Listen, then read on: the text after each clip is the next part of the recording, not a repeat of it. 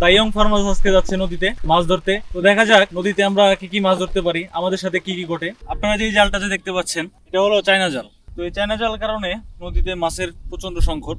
আসসালামু আলাইকুম রহমতুল্লাহ। আজকে দিনটি ছিল আমাদের জন্য অনেকটা রোমাঞ্চকর ও আনন্দে ভরা, কারণ আমরা যাচ্ছিলাম আমাদের প্রাণের যমুনা নদীতে মাছ ধরতে। আমার সঙ্গে ছিল সাগর মামা, মনির মামা এবং হৃদয় কাকা। আমরা সবাই মিলে প্রস্তুতি নেই নদীর উদ্দেশ্যে রওনা দেওয়ার জন্য। আমাদের মূল উদ্দেশ্য ছিল মাছ ধরা এবং প্রকৃতির মাঝে একটি সুন্দর দিন কাটানো। আমাদের ফুটনৌকাটাকে আমরা এখানেই বেঁধে রাখলাম।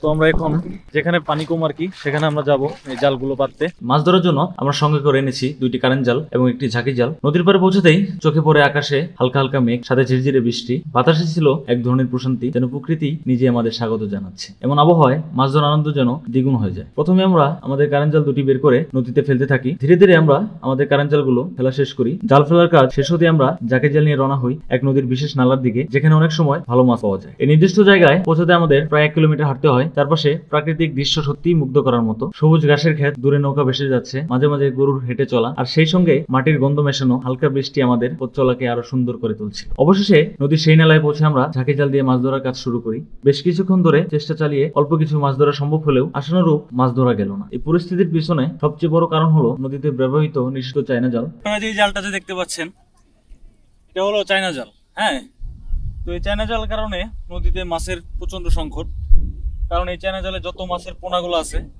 সব পোনা এই চায়না জালে আটকা পড়ে।